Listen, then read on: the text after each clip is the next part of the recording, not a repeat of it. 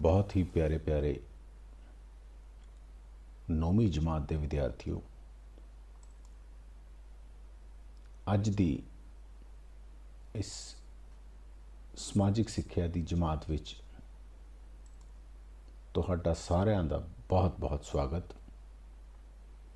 मैनू उम्मीद है कि तुसी सब अपना पूरी तैयारी दे नाल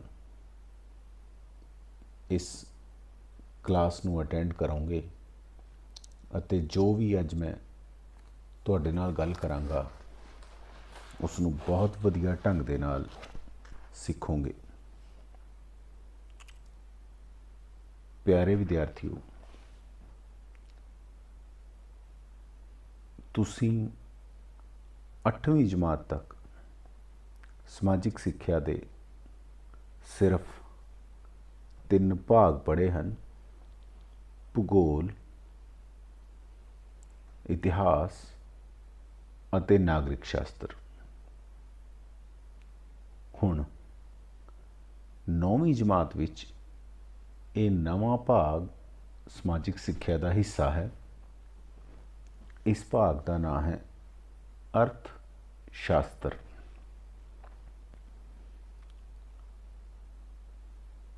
अर्थ का मतलब इत्थे धन तो है, पैसे तो है, अते शास्त्र का मतलब किताब, भाव वो किताब जो सानू धन बारे दसदी है। धन इस दे नाल संबंधित सारियां धारनावां। अर्थशास्त्र जा यह पहला पाठ एक पिंड की कहानी अज मैं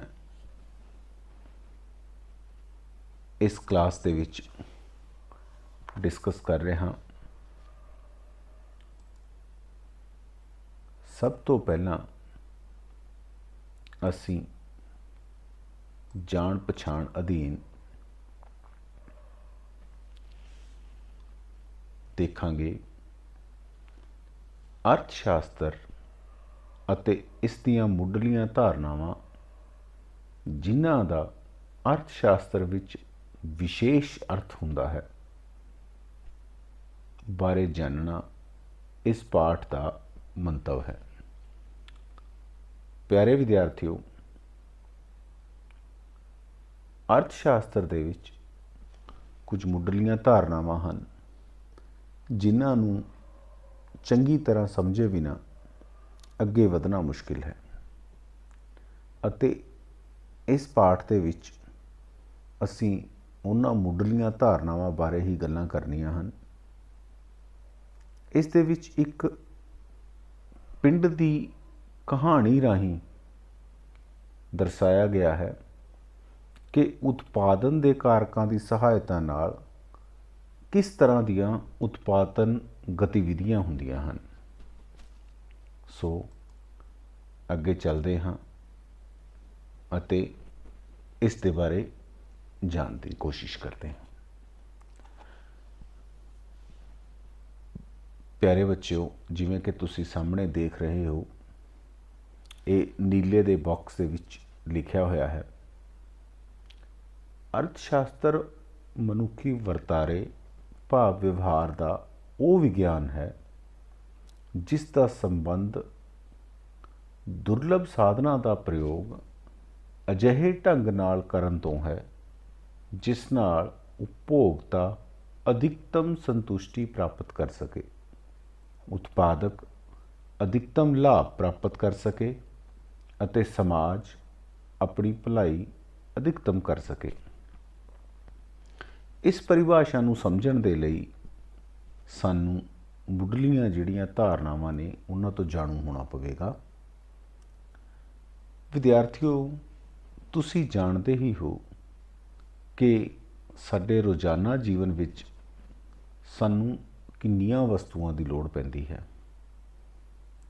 ਜੇ ਦੇਖਿਆ ਜਾਵੇ ਤਾਂ ਸਾਨੂੰ ਆਪਣੀ ਭੁੱਖ ਨੂੰ ਸੰਤੁਸ਼ਟ ਕਰਨ ਲਈ ਭੋਜਨ ਚਾਹੀਦਾ ਹੈ, ਸਰੀਰ ਨੂੰ ਢੱਕਣ ਲਈ ਕੱਪੜੇ ਵੀ ਚਾਹੀਦੇ ਹਨ, ਰਹਿਣ ਦੇ ਲਈ ਘਰ ਚਾਹੀਦਾ ਹੈ, ਇੱਧਰ ਉੱਧਰ ਆਉਣ ਜਾਣ ਦੇ ਲਈ ਸਾਨੂੰ ਵਾਹਨ ਚਾਹੀਦੇ ਹਨ ਅਤੇ ਮਨੋਰੰਜਨ ਦੇ ਲਈ ਕਈ ਸਾਧਨ ਟੈਲੀਵਿਜ਼ਨ, ਰੇਡੀਓ, ਮੋਬਾਈਲ ਆਦਿ ਚਾਹੀਦੇ ਹਨ। ਇੱਥੇ ਇਹ ਸਭ ਚੀਜ਼ਾਂ ਸਾਧਨ ਹਨ। ਸਾਧਨ ਕੀ ਹੈ? ਉਹ ਵਸਤੂਆਂ ਅਤੇ ਸੇਵਾਵਾਂ, ਇਕੱਲੀਆਂ ਵਸਤੂਆਂ ਨਹੀਂ, ਸੇਵਾਵਾਂ ਵੀ ਨਾਲ। ਉਹ ਵਸਤੂਆਂ ਅਤੇ ਸੇਵਾਵਾਂ ਜੋ ਸਾਡੀਆਂ ਲੋੜਾਂ ਪੂਰੀਆਂ ਕਰਦੀਆਂ ਹਨ ਨੂੰ ਸਾਧਨ ਕਿਹਾ ਜਾਂਦਾ ਹੈ।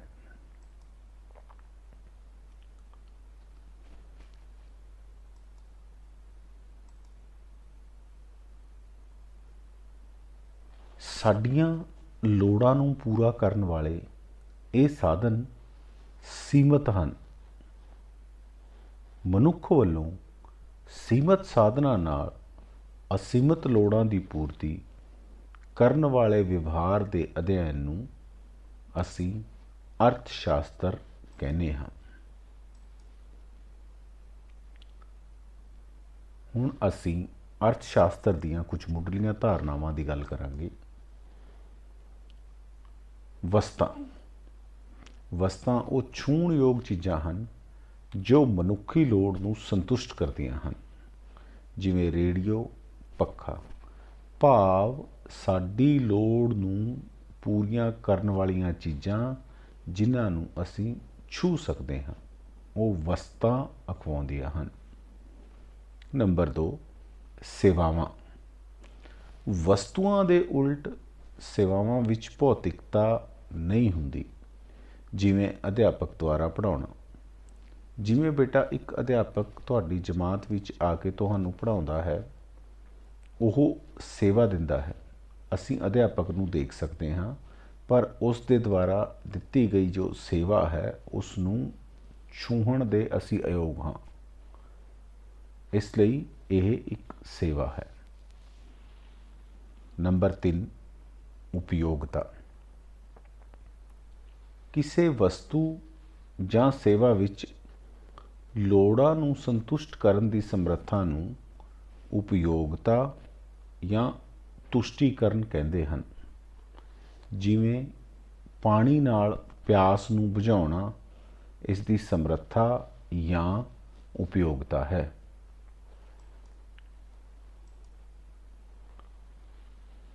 ਇਸ ਤੋਂ ਅੱਗੇ ਚੌਥਾ ਨੰਬਰ, ਕੀਮਤ। ਕੀਮਤ ਤੋਂ ਭਾਵ ਵਸਤੂ ਜਾਂ ਸੇਵਾ ਦੇ ਮੁੱਲ ਤੋਂ ਹੈ, ਜਿਸ ਨੂੰ ਮੁਦਰਾ ਦੇ ਰੂਪ ਵਿੱਚ ਦਰਸਾਇਆ ਜਾ ਸਕਦਾ ਹੈ। ਭਾਵ ਅਸੀਂ ਕੋਈ ਵਸਤੂ ਜਾਂ ਕੋਈ ਸੇਵਾ ਆਪਣੀ ਲੋੜ ਦੀ ਸੰਤੁਸ਼ਟੀ ਲਈ ਚਾਹੁੰਦੇ ਹਾਂ ਤਾਂ ਸਾਨੂੰ ਉਸ ਦੇ ਲਈ ਜੋ ਕੀਮਤ ਦੇਣੀ ਪੈਂਦੀ ਹੈ। ਮੁਦਰਾ ਦੇ ਰੂਪ ਵਿੱਚ ਉਹ ਰੁਪਈਏ ਨੇ। ਮੁਦਰਾ ਭਾਰਤ ਦੇ ਵਿੱਚ ਅਸੀਂ ਮੰਨ ਲਓ ਪੈਨ ਖਰੀਦਣ ਲਈ 5 ਰੁਪਈਏ ਦਿੱਤੇ ਤਾਂ ਉਹਦੀ ਜੋ ਕੀਮਤ ਹੈ ਉਹ 5 ਰੁਪਏ ਹੈ। ਇਸੇ ਢੰਗ ਦੇ ਨਾਲ ਅਗਲਾ ਜੋ ਸਾਡਾ ਪੁਆਇੰਟ ਹੈ 5ਵਾਂ, ਧਨ। ਅਜਿਹੀਆਂ ਸਾਰੀਆਂ ਵਸਤੂਆਂ ਅਤੇ ਸੇਵਾਵਾਂ ਜਿਨ੍ਹਾਂ ਦੀ ਉਪਯੋਗਤਾ ਨੂੰ ਮਾਨਣ ਲਈ ਅਸੀਂ ਕੀਮਤ ਦਿੰਦੇ ਹਾਂ ਨੂੰ ਧਨ ਕਿਹਾ ਜਾਂਦਾ ਹੈ। ਅਸੀਂ ਜੋ ਵੀ ਵਸਤੂਆਂ ਜਾਂ ਜੋ ਸੇਵਾਵਾਂ ਨੂੰ ਅਸੀਂ ਮਾਣਦੇ ਹਾਂ ਉਸ ਲਈ ਸਾਨੂੰ ਕੁਝ ਕੀਮਤ ਦੇਣੀ ਪੈਂਦੀ ਹੈ। ਉਸ ਕੀਮਤ ਨੂੰ ਅਸੀਂ ਅਰਥ ਸ਼ਾਸਤਰ ਦੇ ਵਿੱਚ ਧਨ ਕਹਿੰਦੇ ਹਾਂ। ਮੁਦਰਾ। 6ਵਾਂ ਪੁਆਇੰਟ, ਮੁਦਰਾ। ਮੁਦਰਾ ਸਰਕਾਰ ਵੱਲੋਂ ਪ੍ਰਮਾਣਿਤ ਉਸ ਵਸਤੂ ਨੂੰ ਕਿਹਾ ਜਾਂਦਾ ਹੈ ਜਿਸ ਨੂੰ ਵਟਾਂਦਰੇ ਦੇ ਮਾਧਿਅਮ ਦੇ ਰੂਪ ਵਿੱਚ ਪ੍ਰਯੋਗ ਕੀਤਾ ਜਾਂਦਾ ਹੈ। ਇਸ ਦਾ ਉਦਾਹਰਣ ਹੈ ਭਾਰਤ ਵਿੱਚ ਰੁਪਈਆ। ਅਲੱਗ-ਅਲੱਗ ਸਰਕਾਰਾਂ ਨੇ ਅਲੱਗ-ਅਲੱਗ ਦੇਸ਼ਾਂ ਦੇ ਵਿੱਚ ਅਲੱਗ-ਅਲੱਗ ਮੁਦਰਾ ਅਪਣਾਈ ਹੋਈ ਹੈ। ਜਿਵੇਂ ਭਾਰਤ ਦੇ ਵਿੱਚ ਅਸੀਂ ਰੁਪਈਏ ਦਾ ਪ੍ਰਯੋਗ ਕਰਦੇ ਹਾਂ, ਅਮਰੀਕਾ ਦੇ ਵਿੱਚ US ਡਾਲਰ ਦਾ ਪ੍ਰਯੋਗ ਕੀਤਾ ਜਾਂਦਾ ਹੈ, ਜਾਂ ਹੋਰ ਵੀ ਦੇਸ਼ ਨੇ ਜਿਨ੍ਹਾਂ ਦੀਆਂ ਮੁਦਰਾਵਾਂ ਦੇ ਆਪਣੇ ਨਾਂ ਨੇ। ਹੁਣ ਅਸੀਂ ਕਿਸੇ ਤੋਂ ਕੋਈ ਚੀਜ਼, ਕੋਈ ਵਸਤੂ ਜਦੋਂ ਖਰੀਦਦੇ ਹਾਂ ਤਾਂ ਉਸ ਨੂੰ ਬਦਲੇ ਵਿੱਚ ਕੁਝ ਦੇਣਾ ਪੈਂਦਾ ਹੈ।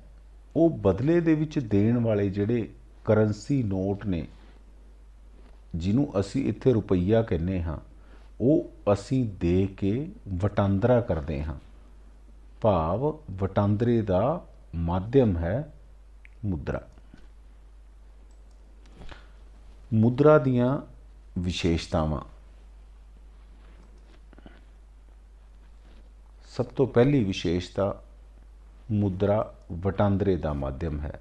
ਭਾਵ ਕਿਸੇ ਤੋਂ ਕੋਈ ਚੀਜ਼ ਲੈ ਕੇ ਉਸ ਦੇ ਬਦਲੇ ਵਿੱਚ ਅਸੀਂ ਉਸ ਨੂੰ ਮੁਦਰਾ ਦਿੰਦੇ ਹਾਂ। ਇਹ ਮੁੱਲ ਦੀ ਪ੍ਰਮਾਣਕ ਇਕਾਈ ਹੈ। ਵਸਤਾਂ ਜਾਂ ਸੇਵਾਵਾਂ ਦੀ ਇੱਕ ਪ੍ਰਮਾਣਕ ਇਕਾਈ ਨਾਲ ਜੇ ਅਸੀਂ ਮੁੱਲ ਪਾਇਆ ਜਾਏ ਤਾਂ ਇਹ ਮੁਦਰਾ ਨਾਲ ਹੀ ਸੰਭਵ ਹੈ। ਭਵਿੱਖ ਵਿੱਚ ਕੀਤੇ ਜਾਣ ਵਾਲੇ ਭੁਗਤਾਨ ਦਾ ਮਾਧਿਅਮ ਵੀ ਮੁਦਰਾ ਹੈ।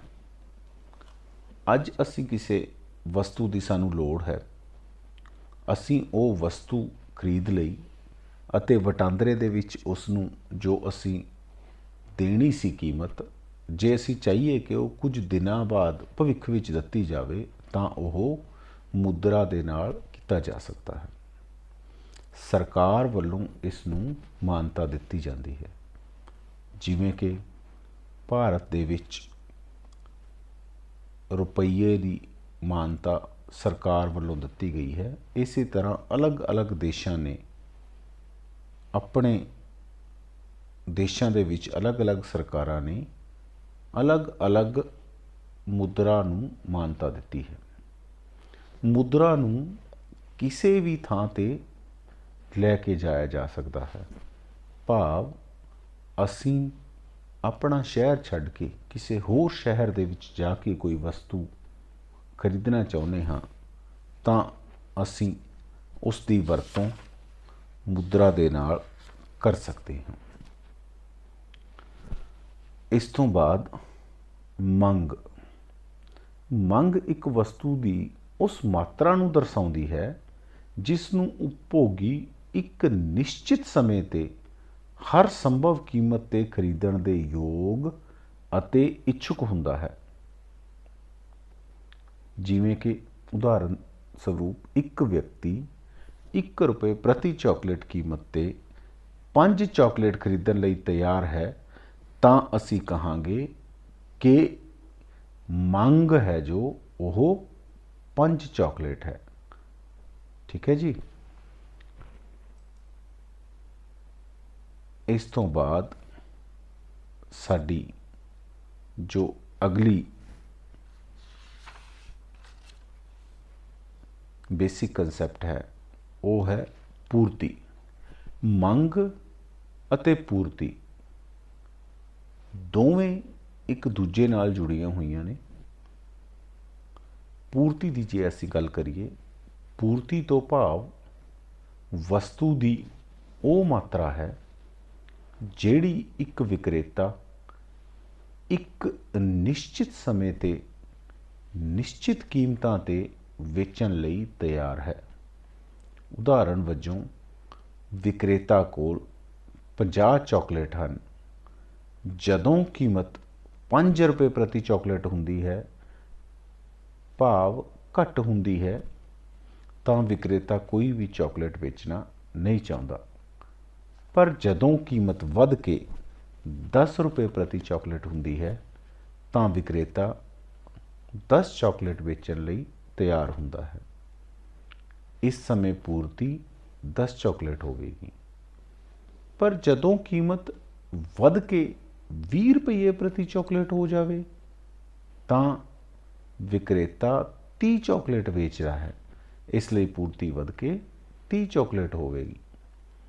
ਇਸ ਤੋਂ ਅਸੀਂ ਸਮਝ ਸਕਦੇ ਹਾਂ ਕਿ ਜਦੋਂ ਵੀ ਵਸਤੂਆਂ ਦੀ ਕੀਮਤ ਜ਼ਿਆਦਾ ਹੁੰਦੀ ਹੈ ਤਾਂ ਉਤਪਾਦਕ ਜਾਂ ਵਿਕਰੇਤਾ, ਵੇਚਣ ਵਾਲਾ ਜਾਂ ਵਸਤੂ ਨੂੰ ਬਣਾਉਣ ਵਾਲਾ ਜ਼ਿਆਦਾ ਤੋਂ ਜ਼ਿਆਦਾ ਵਸਤੂਆਂ ਬਾਜ਼ਾਰ ਵਿੱਚ ਵੇਚਣ ਲਈ ਲਿਆਉਂਦਾ ਹੈ ਅਤੇ ਵਸਤੂਆਂ ਦੀ ਘੱਟ ਕੀਮਤ 'ਤੇ ਵਿਕਰੇਤਾ ਵਸਤੂਆਂ ਦੀ ਪੂਰਤੀ ਘੱਟ ਕਰ ਦਿੰਦਾ ਹੈ। ਬਾਜ਼ਾਰ, ਭਾਵੇਂ ਕਿ ਆਮ ਬੋਲਚਾਲ ਦੀ ਭਾਸ਼ਾ ਦੇ ਵਿੱਚ ਅਸੀਂ ਬਾਜ਼ਾਰ ਉਸ ਨੂੰ ਕਹਿੰਦੇ ਹਾਂ ਜਿੱਥੇ ਆਮ ਤੌਰ 'ਤੇ ਦੁਕਾਨਾਂ ਹੋਣ ਅਤੇ ਖਰੀਦਦਾਰ ਅਤੇ ਵਿਕਰੇਤਾ ਆਪਸ ਵਿੱਚ ਮਿਲਦੇ ਹੋਣ ਅਤੇ ਵਸਤੂ ਨੂੰ ਖਰੀਦਦੇ ਅਤੇ ਵੇਚਦੇ ਹੋਣ। ਪਰੰਤੂ ਸਾਡੇ ਅਰਥ ਸ਼ਾਸਤਰ ਵਿੱਚ ਬਾਜ਼ਾਰ ਦਾ ਅਰਥ ਹੈ ਇੱਕ ਅਜਿਹਾ ਪ੍ਰਬੰਧ ਜਿੱਥੇ ਕਿਸੇ ਵਸਤੂ ਦੇ ਖਰੀਦਦਾਰ ਅਤੇ ਵਿਕਰੇਤਾ ਆਪਸ ਵਿੱਚ ਸੰਪਰਕ ਕਰਕੇ ਵਸਤਾਂ ਨੂੰ ਵੇਚਦੇ ਅਤੇ ਖਰੀਦਦੇ ਹਨ।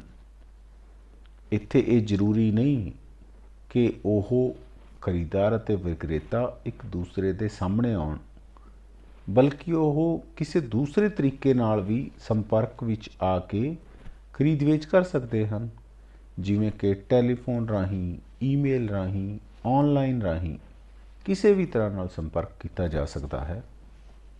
ਅਜੋਕੇ ਸਮੇਂ ਵਿੱਚ ਆਨਲਾਈਨ ਖਰੀਦਦਾਰੀ ਦਾ ਰੁਝਾਨ ਵੀ ਬਹੁਤ ਵੱਧ ਗਿਆ ਹੈ।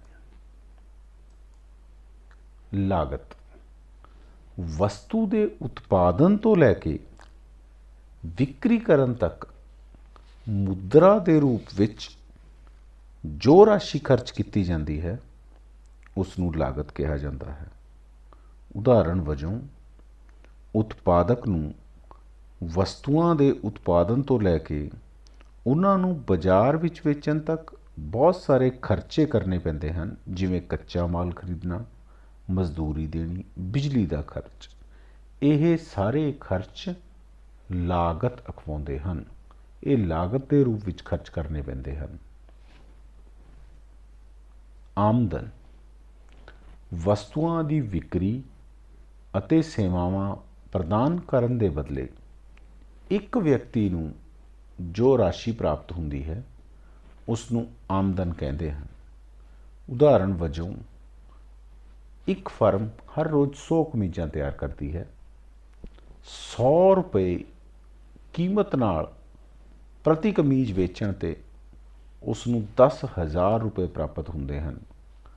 ਅਰਥ ਸ਼ਾਸਤਰ ਦੇ ਵਿੱਚ ਇਹ 10,000 ਦੀ ਰਕਮ ਫਰਮ ਦੀ ਆਮਦਨ ਹੈ। ਇਸੇ ਤਰ੍ਹਾਂ ਨਾਲ ਜੇ ਇੱਕ ਮਜ਼ਦੂਰ ਸਾਰਾ ਦਿਨ ਮਜ਼ਦੂਰੀ ਕਰਕੇ ਮਾਲਕ ਤੋਂ 400 ਰੁਪਏ ਪ੍ਰਾਪਤ ਕਰਦਾ ਹੈ ਤਾਂ ਮਜ਼ਦੂਰ ਦੀ ਆਮਦਨ 400 ਰੁਪਏ ਹੈ।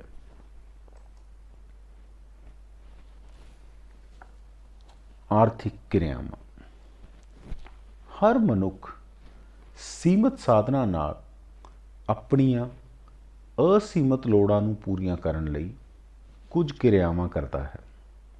ਇਹਨਾਂ ਕਿਰਿਆਵਾਂ ਨੂੰ ਆਰਥਿਕ ਕਿਰਿਆਵਾਂ ਕਿਹਾ ਜਾਂਦਾ ਹੈ।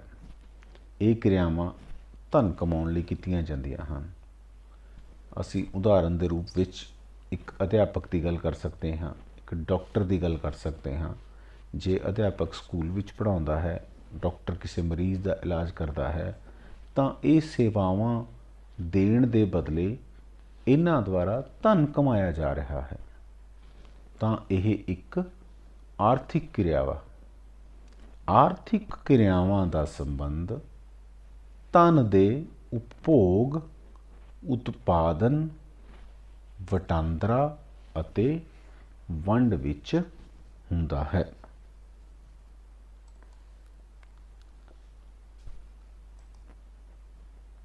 ਅਣਆਰਥਕ ਕਿਰਿਆਵਾਂ, ਅਣਆਰਥਿਕ ਕਿਰਿਆਵਾਂ ਉਹ ਕਿਰਿਆਵਾਂ ਹਨ ਜਿਨ੍ਹਾਂ ਦਾ ਉਦੇਸ਼ ਧਨ ਨੂੰ ਪ੍ਰਾਪਤ ਕਰਨਾ ਨਹੀਂ ਹੁੰਦਾ। ਇਹ ਕਿਰਿਆਵਾਂ ਦੇਸ਼ ਭਗਤੀ, ਪਰਿਵਾਰ ਕਲਿਆਣ, ਸਮਾਜ ਸੇਵਾ, ਸਿਹਤ, ਮਨੋਰੰਜਨ ਆਦਿ ਨਾਲ ਸੰਬੰਧਿਤ ਉਦੇਸ਼ਾਂ ਨੂੰ ਪ੍ਰਾਪਤ ਕਰਨ ਲਈ ਕੀਤੀਆਂ ਜਾਂਦੀਆਂ ਹਨ। ਉਹਨਾਂ ਨੂੰ ਮੁਦਰਾ ਦੇ ਮਾਪਦੰਡ ਰਾਹੀਂ ਨਹੀਂ ਮਾਪਿਆ ਜਾਂਦਾ। ਹੁਣ ਦੁਬਾਰਾ ਅਸੀਂ ਇੱਕ ਅਧਿਆਪਕ ਦੀ ਗੱਲ ਕਰਦੇ ਹਾਂ। ਜੇ ਇੱਕ ਅਧਿਆਪਕ ਸਕੂਲ ਵਿੱਚ ਜਾ ਕੇ ਵਿਦਿਆਰਥੀਆਂ ਨੂੰ ਪੜ੍ਹਾਉਂਦਾ ਹੈ ਅਤੇ ਉਸ ਤੋਂ ਆਪਣੀ ਸੇਵਾ ਦੇ ਬਦਲੇ ਸੈਲਰੀ ਲੈਂਦਾ ਹੈ, ਪੈਸੇ ਲੈਂਦਾ ਹੈ, ਧਨ ਲੈਂਦਾ ਹੈ, ਤਾਂ ਉਹ ਇੱਕ ਆਰਥਿਕ ਕਿਰਿਆ ਹੋਵੇਗੀ।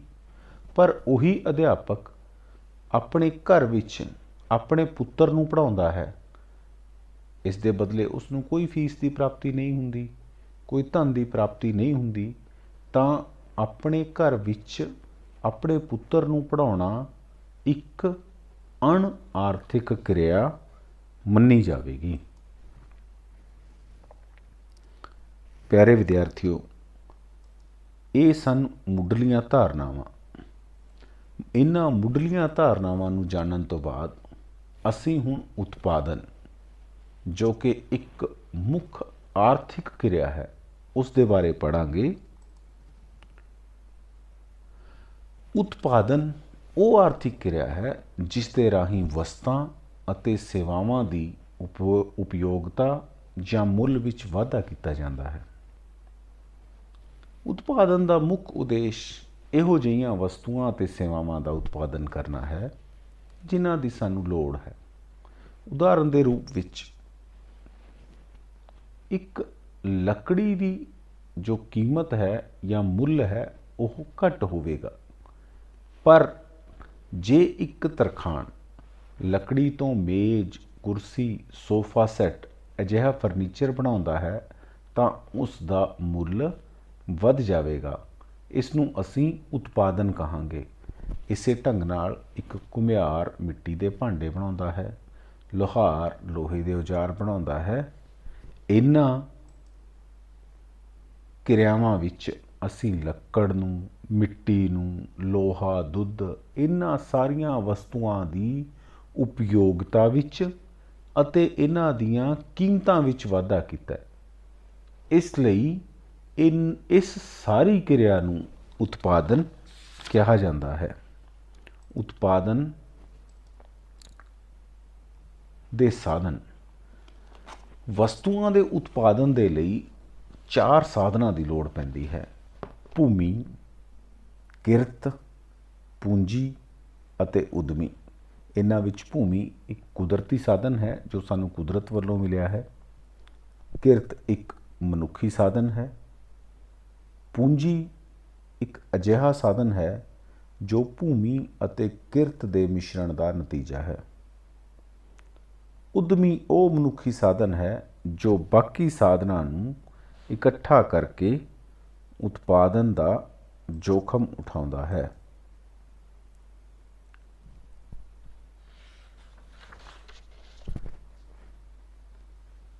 ਪਿਆਰੇ ਵਿਦਿਆਰਥੀਓ, ਹੁਣ ਅਸੀਂ ਇੱਕ ਪਿੰਡ ਦੀ ਕਾਲਪਨਿਕ ਕਹਾਣੀ ਰਾਹੀਂ ਉਤਪਾਦਨ ਅਤੇ ਇਸ ਦੇ ਸਾਧਨਾਂ ਬਾਰੇ ਜਾਣਾਂਗੇ। ਅੱਜ ਦਾ ਜੋ ਪਿੰਡ ਹੈ ਇਹ ਪੰਜਾਬ ਵਿੱਚ ਹੈ। ਛੋਟੀਆਂ ਛੋਟੀਆਂ ਸੜਕਾਂ ਨਾਲੇ ਕਸਬਿਆਂ ਅਤੇ ਸ਼ਹਿਰਾਂ ਨਾਲ ਜੁੜਿਆ ਹੋਇਆ ਹੈ। ਇੱਥੇ ਸੜਕਾਂ 'ਤੇ ਬੈਲ ਗੱਡੀਆਂ ਚੱਲਦੀਆਂ ਨੇ, ਟਰੈਕਟਰ ਟਰਾਲੀਆਂ ਵੀ ਚੱਲਦੇ ਨੇ, ਬੱਸਾਂ, ਕਾਰਾਂ, ਮੋਟਰਸਾਈਕਲ ਵੀ ਦਿਖਦੇ ਨੇ। ਇਸ ਪਿੰਡ ਵਿੱਚ 400 ਪਰਿਵਾਰ ਨੇ, ਬਹੁਤੇ ਘਰ ਪੱਕੇ ਨੇ ਅਤੇ ਉਹਨਾਂ ਦੇ ਕੋਲ ਬਿਜਲੀ ਦੀ ਸਹੂਲਤ ਹੈ। ਇਸ ਸਕੂਲ ਵਿੱਚ ਇੱਕ ਸਰਕਾਰੀ ਡਿਸਪੈਂਸਰੀ ਅਤੇ ਪ੍ਰਾਇਮਰੀ ਸਕੂਲ ਵੀ ਹੈ। ਸਰਕਾਰੀ ਡਿਸਪੈਂਸਰੀ ਵਿੱਚ ਡਾਕਟਰ, ਨਰਸ ਅਤੇ ਇੱਕ ਸੇਵਾਦਾਰ ਹੈ। ਇਹ ਅਸੀਂ ਪਿੰਡਾਂ ਦਾ ਦ੍ਰਿਸ਼ ਦੇਖ ਸਕਦੇ ਹਾਂ। ਸਾਡੇ ਪਿੰਡਾਂ ਦੇ ਵਿੱਚ ਰਹਿੰਦੇ ਲੋਕਾਂ ਦਾ ਮੁੱਖ ਧੰਦਾ ਖੇਤੀਬਾੜੀ ਹੈ।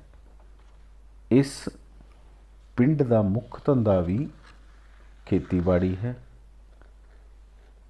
ਇਸ ਪਿੰਡ ਦੇ ਲੋਕ 80% ਲੋਕ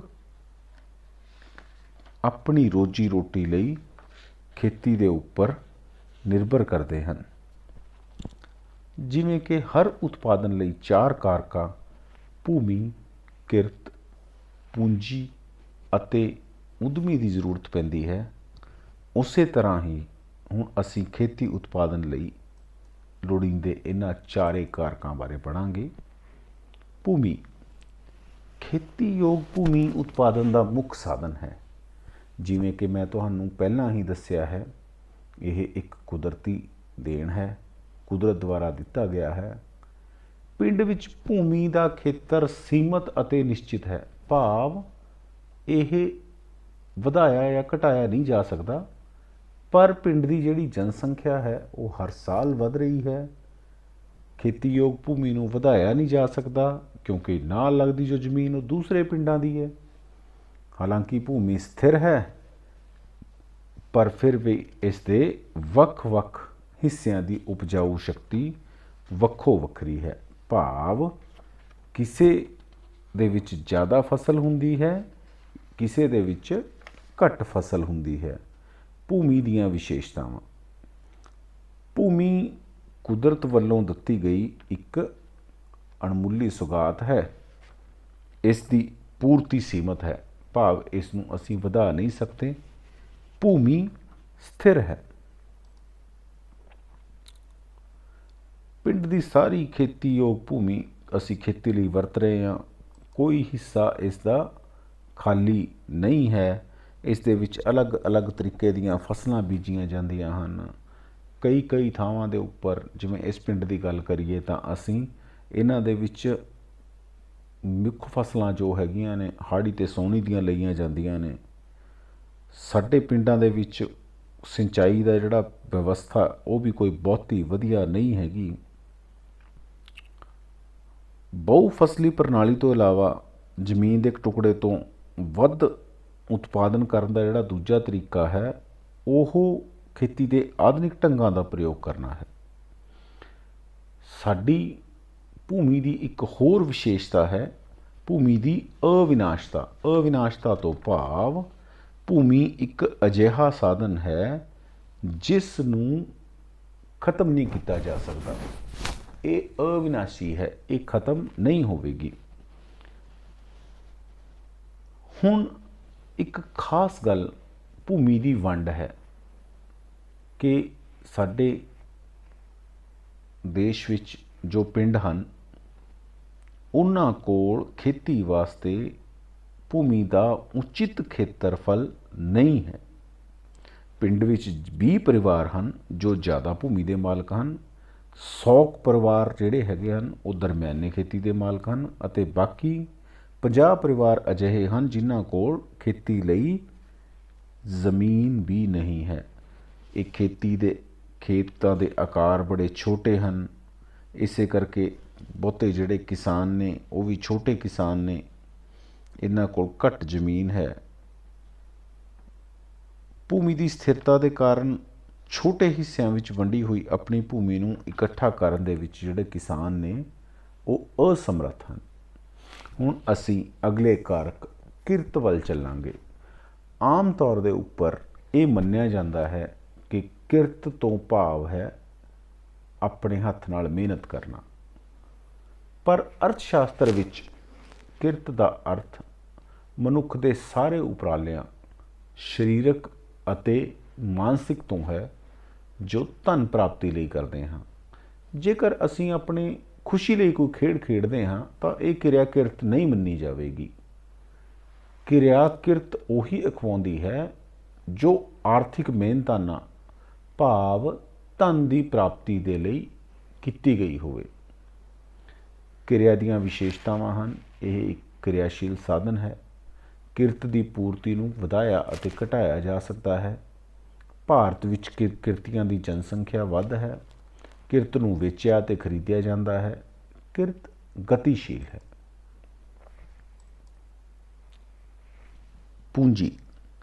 ਪੂੰਜੀ ਤੋਂ ਭਾਵ ਵਿਅਕਤੀ ਦੁਆਰਾ ਬਣਾਈਆਂ ਗਈਆਂ ਉਹ ਵਸਤੂਆਂ ਹਨ ਜਿਹੜੀਆਂ ਹੋਰ ਵਸਤੂਆਂ ਦੇ ਉਤਪਾਦਨ ਵਿੱਚ ਪ੍ਰਯੋਗ ਹੁੰਦੀਆਂ ਹਨ। ਇਹ ਉਤਪਾਦਨ ਦਾ ਉਤਪਾਦਿਤ ਸਾਧਨ ਹੈ ਕਿਉਂਕਿ ਇਹ ਦੂਸਰੀਆਂ ਵਸਤੂਆਂ ਦੇ ਉਤਪਾਦਨ ਵਿੱਚ ਆਗਤਾਂ ਦੀ ਤਰ੍ਹਾਂ ਪ੍ਰਯੋਗ ਹੁੰਦੀ ਹੈ। ਉਦਾਹਰਨ ਦੇ ਤੌਰ ਦੇ ਉੱਪਰ ਜੇ ਅਸੀਂ ਕਿਸੇ ਇਮਾਰਤ ਦਾ ਪ੍ਰਯੋਗ ਨਿੱਜੀ ਘਰ ਵਾਸਤੇ ਕਰੀਏ ਤਾਂ ਉਹ ਪੂੰਜੀ ਨਹੀਂ ਹੋਵੇਗੀ।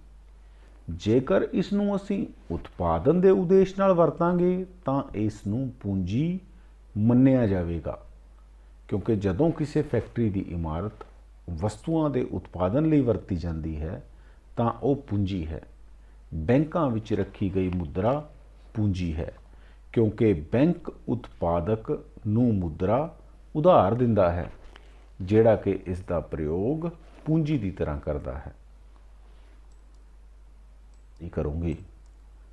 ਇਹੀ ਕਹਿੰਦਾ ਹੋਇਆ ਮੈਂ ਤੁਹਾਡਾ ਸਾਰਿਆਂ ਦਾ ਬਹੁਤ ਬਹੁਤ ਧੰਨਵਾਦ ਕਰਦਾ ਹਾਂ ਅਤੇ ਤੁਹਾਡੇ ਸਾਰਿਆਂ ਤੋਂ ਉਮੀਦ ਕਰਦਾ ਹਾਂ ਕਿ ਤੁਸੀਂ ਬਹੁਤ ਮਿਹਨਤ ਦੇ ਨਾਲ ਇਸ ਕੰਮ ਨੂੰ ਜਾਰੀ ਰੱਖੋਗੇ।